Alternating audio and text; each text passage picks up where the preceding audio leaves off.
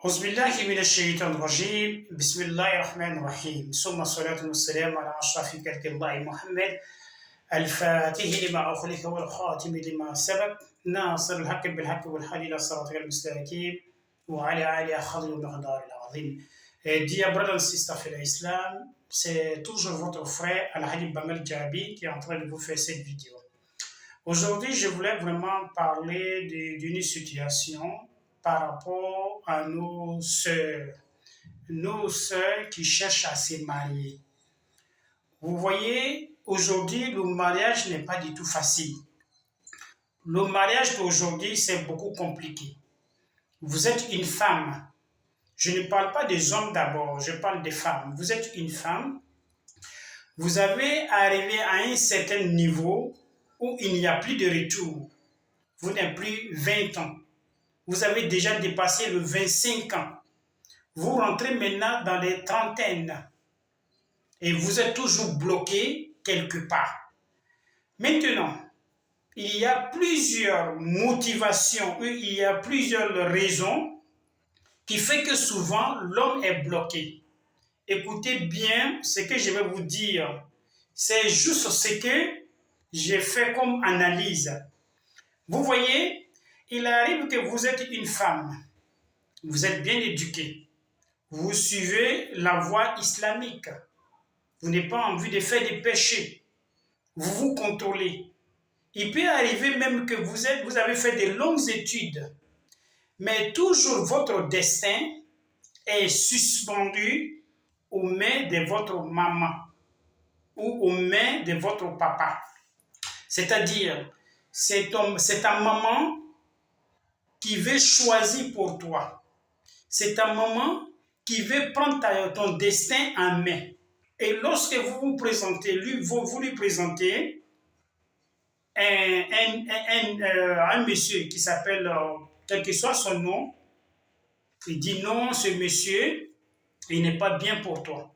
Ce monsieur, il n'est pas quelqu'un qui a de l'avenir. Ce monsieur, je ressens que ce monsieur n'est pas une personne qui est bien. Et il arrive souvent, toi la femme qui veut te marier là, tu as bien aimé ce monsieur-là. Vous avez passé des moments ensemble. Je ne dis pas en tant que copain-copine.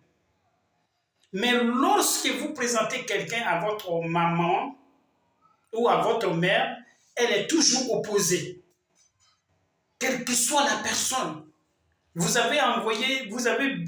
lui avez présenté des gens qui sont des gens de valeur, mais toujours elle est opposée. Vous avez regardé, il n'y a pas de raison valable. Mais qu'est-ce que vous voulez faire? D'abord, vous ne voulez pas désobéir à votre mère en choisissant un homme. Au retour, ça va retomber encore sur vous.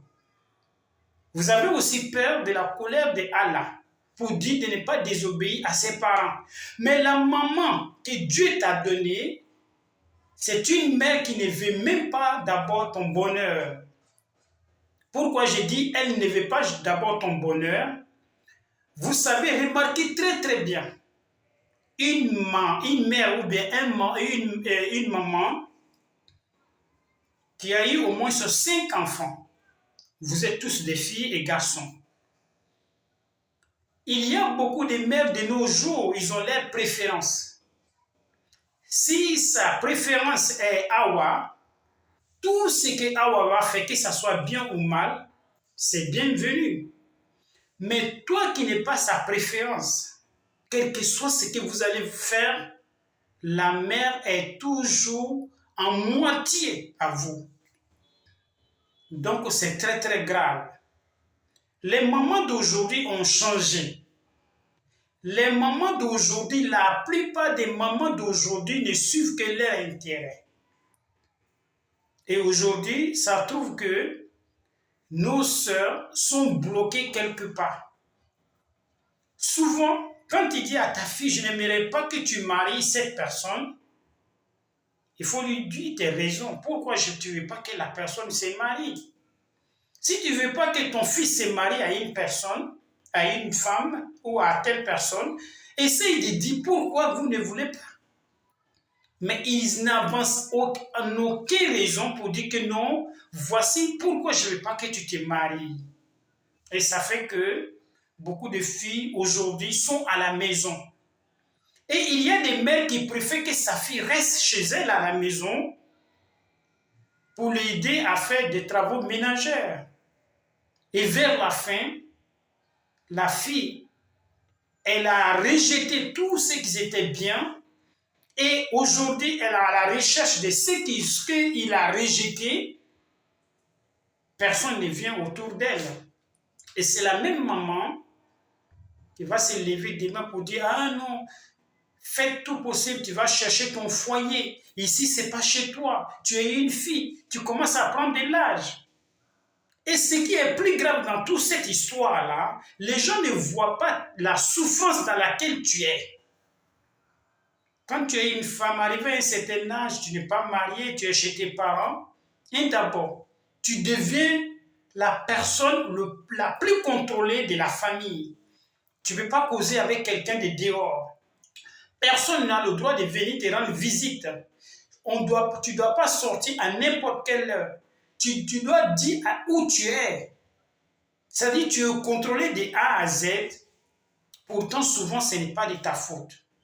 Les mamans, ayez pitié de ce que vous avez mis au monde. Vous voyez, lorsque tu suives la voie de Allah, c'est Allah qui voit ce qui est dans ton cœur. Avant de quoi qu'il ce soit, il faut regarder d'abord le bonheur de ta fille. Qu'est-ce que ma fille, qu'est-ce qui lui fait plaisir? Est-ce qu'il est bien dans ce foyer? Est-ce que ça peut marcher? Malgré tout ce que tu as pris comme un exemple ou bien comme solution, accompagne ta fille avec ta bénédiction. Dieu est grand. Asa antuibu shay'an wa huwa sharrun lakum wa asa an takra'u shay'an wa huwa khayrun lakum. Tu peux détester quelque chose, il y a ton bonheur là-dedans. Comme tu peux aussi aimer quelque chose, derrière il y a le malheur. Inch'Allah, que Dieu nous protège.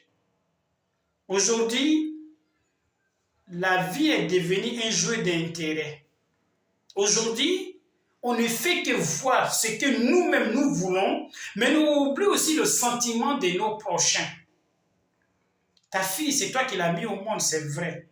Mais il a un devoir envers toi. Comme toi aussi, tu as un devoir envers elle ou envers lui. N'essayez pas de faire des discriminations entre vos enfants. Ça amène les enfants tôt ou tard à vous détester.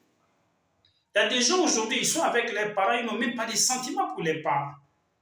Pourquoi? Parce que la maman a mis tout son espoir à une seule personne et cette personne est devenue la plus grande fainéante de la famille. Que Dieu nous protège. C'est une souffrance totale. Ça y est partout. Tout le monde est en train de se plaindre. Parce que pourquoi? La femme que vous voyez là, la femme là, c'est une question de temps. À un moment donné, ceux qui couraient derrière elle, ils vont tous se mettre à l'écart pour la regarder.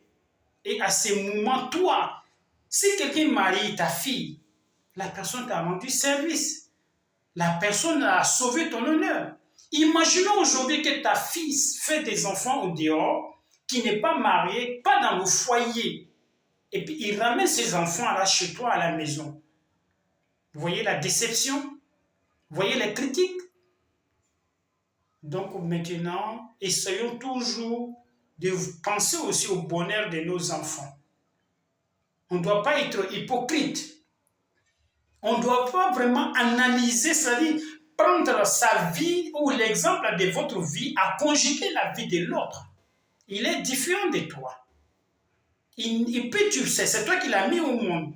Mais à un moment donné, elle n'est pas bête, elle a sa faculté en elle. Elle a fait des études. Même si elle n'a pas fait des études, elle mérite aussi un jour d'être respectée.